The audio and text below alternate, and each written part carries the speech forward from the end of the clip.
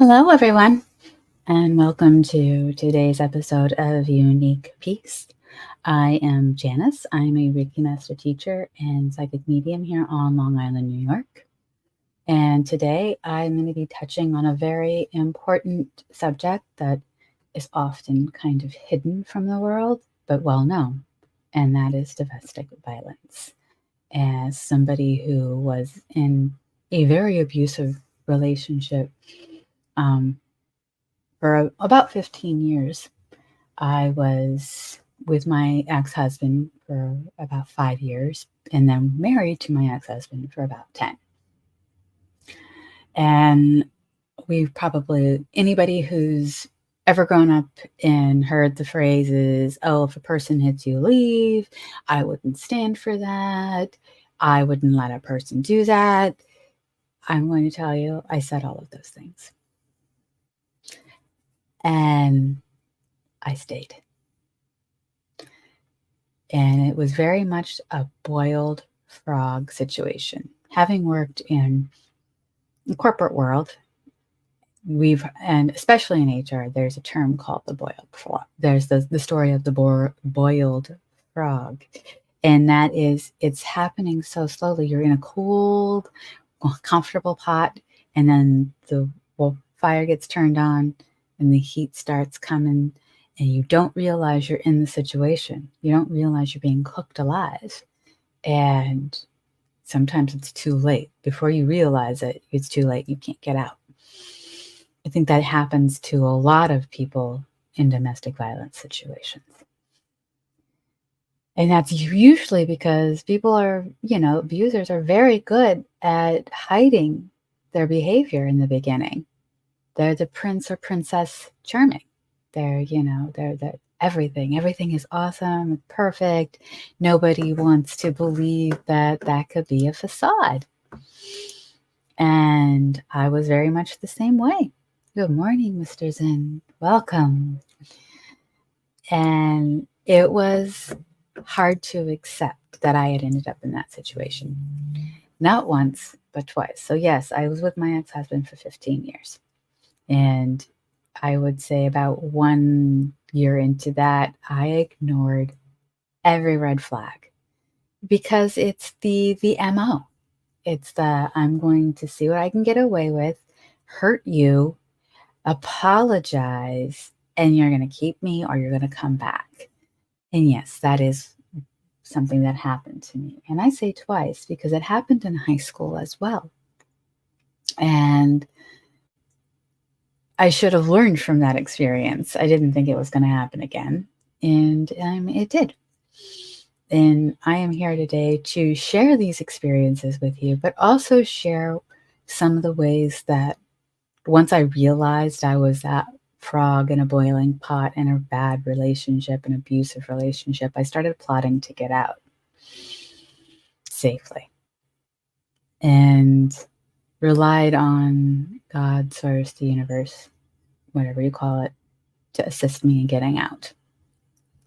And I was led to proper people and proper situations to help. And don't ever think that you're alone. I always felt that I was alone. No one was going to be able to help me get out. You don't understand. You don't understand. Many people do. And there's always that lifeline. You just have to cultivate it sometimes. Not just call the hotline, which I highly recommend you do, but also find ways to give yourself some inner strength. And some of the inner strength that I learned over this very tumultuous and abusive relationship was to build peace and strength within me. And that's not easy. I mean, in the throes of everything, it's not easy, but it is doable.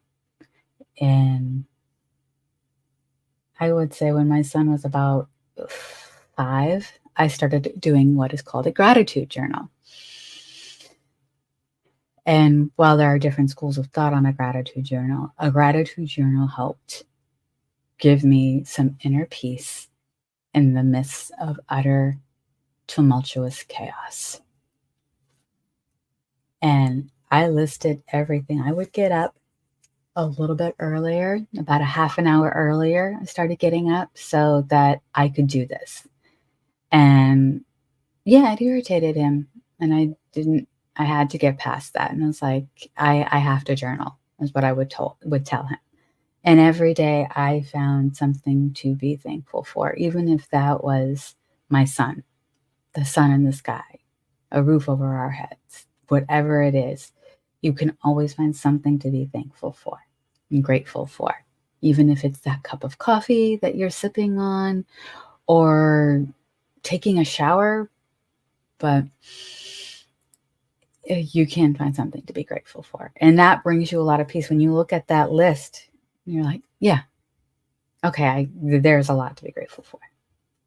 Another way to bring peace is if you can't do that, find that time in the morning or when you're in the situation. If you work, you can do it during one of your breaks or during your lunch hour or something. And you can do that little exercise. Also, if you work and you can go and take a walk or go sit in your car in silence and do like a 5-minute meditation. It's during meditation you can find a lot of answers, and it does bring a lot of peace because you can cry, you can scream, you can just enjoy whatever messages the visualize, if you're doing a guided or visualization meditation are bringing to you. And that helps bring a lot of peace. And building a network of people you trust. This one, I speak from personal experience, is tricky. It is not easy because you don't know who to trust sometimes. And depending on, how close he is to his family and how good that person is to pulling the wool over your own family and friends, it could be very tricky to find out who you can trust. So for me, knowing that he was trying to isolate me from my friends and family, I developed a good network of people I could trust at my office. These are people who did not know my ex-husband. They were only getting my side of the story, but at the same time, I was giving them the full picture, the full story, letting them know what was happening. And by doing that, when it was time for me to move forward and get divorced, they had my back, and that gave me such peace and strength. Because if you've ever gotten away from an abuser, you know that the scariest, hardest, and most dangerous time is when you are actually leaving. When you actually had enough, when you're actually done. You're going to take the kids, the dog, the cat, and go far away. At least for me, that was the most dangerous part. And I know it statistically, it's the most dangerous part of leaving a really bad abusive situation. And I know this because the reason I had to speed up the movement of getting out, and now, granted, I was trying to get out safely. Have a plan, have a place lined up, have money in my own, I never shared a bank account with this man, thank God, but there are people who have blended bank accounts and you have to set up a separate account. So trying to do things can be dangerous. But I was moving in the direction, but apparently I was not moving fast enough. And so what happened is he threatened to kill me. And my son was sitting right next to me. My son was about 9 or 10 at the time. And he was sitting right next to me. And I will never forget this because it was the middle of the night and he woke us up and he was ranting for hours. And during that conversation, my son was scared. Well, it wasn't a conversation. During that berating, my son was scared. I was obviously scared. And it was over something stupid. Our son had gotten pink eye. Any number of places, but I was the reason my son got pink eye. Okay? Even though we'd been to the mall, the school, at the grocery store, other places. But neither here nor there. He ranted for hours, and during that rant, he threatened to kill me. My son was sitting right next to me when my ex-husband threatened to kill me. And that at that point in time, I told my son to get out, but he was too afraid. So he didn't go and call the cops. He just unfortunately stayed, but I understand he was a young child at the time. But that's what kickstarted the move. And that was the most dangerous period of time because I had to get an order of protection. I had to get him vacated from the home, and I had to try and keep everyone safe. I was afraid to go to work, and I was afraid to send my son to school because I did not know what he was capable of. That doesn't bring you much peace. I share this with you because what brought me peace was remembering everything I had to be grateful for, building up a secure network of people who were willing to help us, and knowing that no matter what, I always had the support system of the hotline. And I'll leave a number for the hotline below in the comments and in the description. And it's important to remember you are not alone. And it's important to start inside, because once you have that inner peace and that inner strength, you have the confidence to move forward. And moving forward will bring you peace as well, because now that I'm out of that situation, the very scary, tumultuous situation, I have more peace. And while I will say I'm more hypervigilant than ever before, I question everything. If something even seems off, I take a step back and overanalyze it. And I think that has a lot to do with having been in the relationship for so long and feeling like I can't trust myself because I stayed in this relationship. So it's easy to understand why people want to proceed with caution. And I highly recommend that and be hypervigilant. And I understand that. But always remember your peace and sanity is worth far more than any relationship. If that relationship isn't adding to your peace and sanity, take a step back and say, is it me because of everything I've been through, or is it the situation and maybe I need to leave? You need to do what brings you peace and help you find peace. And some of the ways are to meditate, have that gratitude journal, have that tight circle, and be close to yourself. Go with your vibes. If it don't feel right, don't do it. And that's pretty correct. But if it does not feel right, don't do it. And if you are in a domestic violence situation and you don't know who you're coming home to, it's okay to stop and take a breath and go with confidence, so knowing that you can't control the other person, but you can control yourself. And we hear that it's overused. It's almost cliche, but it is the truth.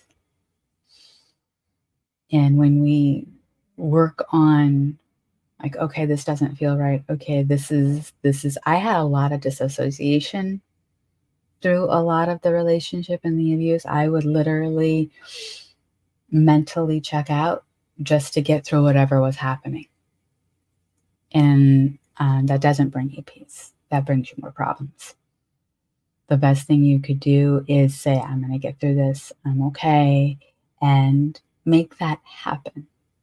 It's like, no, in the moment you are not okay. But you think, I'm okay. I'm going to get through this. And you take those little trips to the store and meditate in the parking lot for a few minutes. Or you are taking your lunch break and you go to your car and you meditate for a few minutes. Or if you don't feel safe doing that, you go to the break room and sit with your headphones on and do that.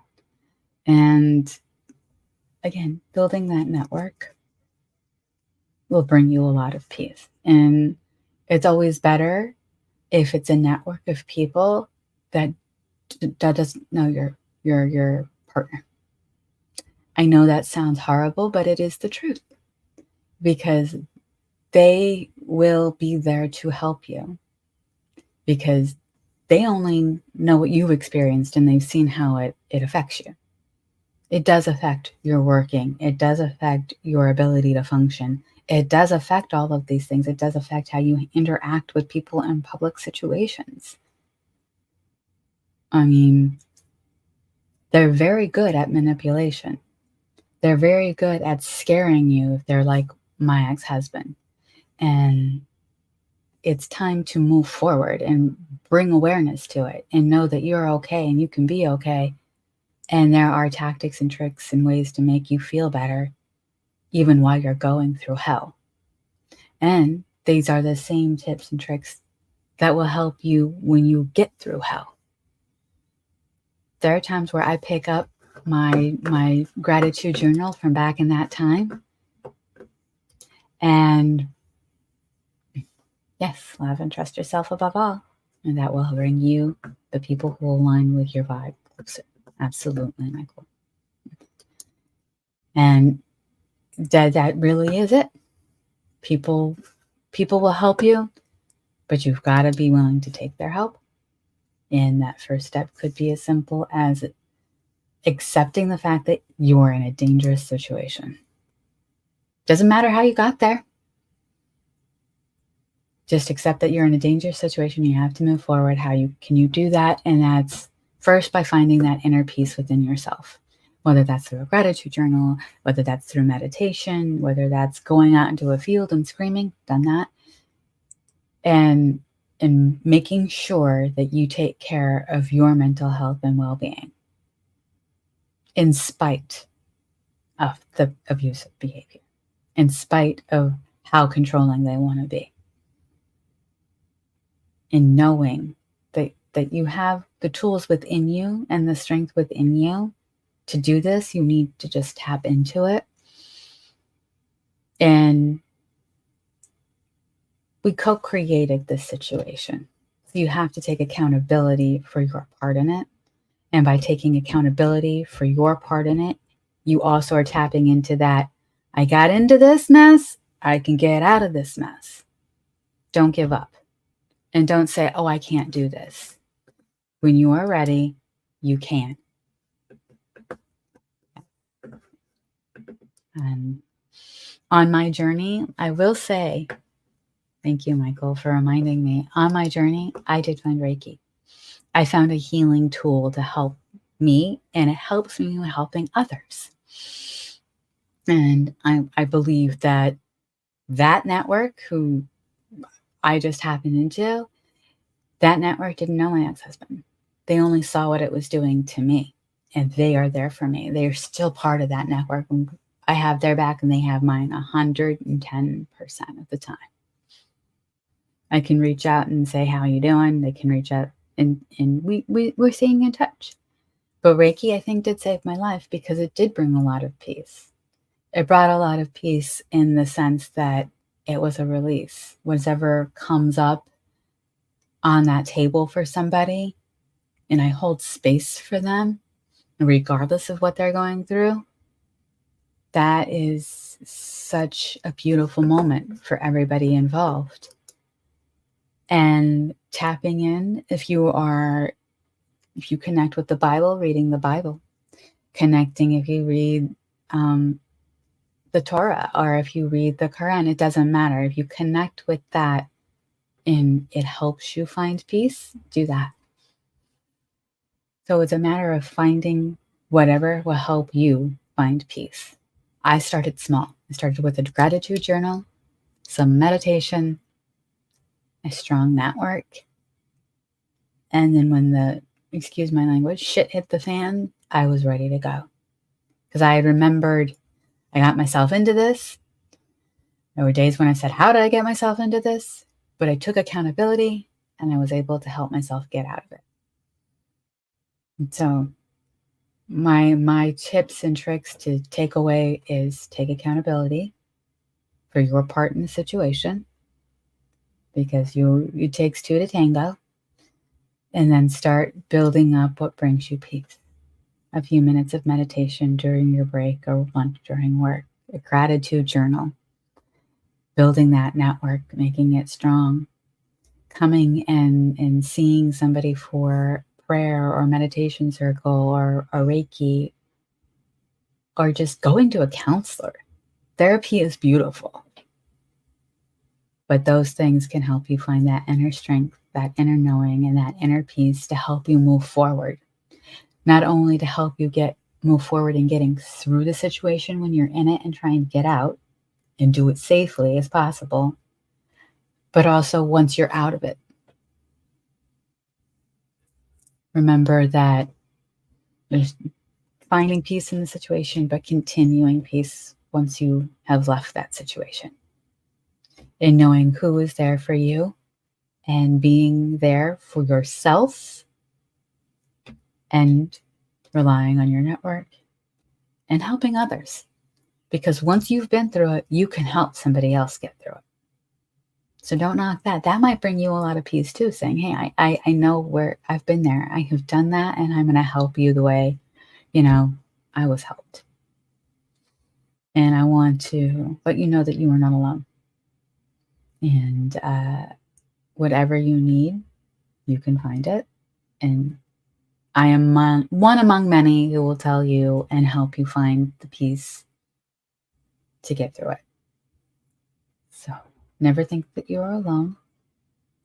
And always remember, peace can be found in many, many ways, even in a tumultuous and dangerous situation. So thank you for your time, and we'll see you next week.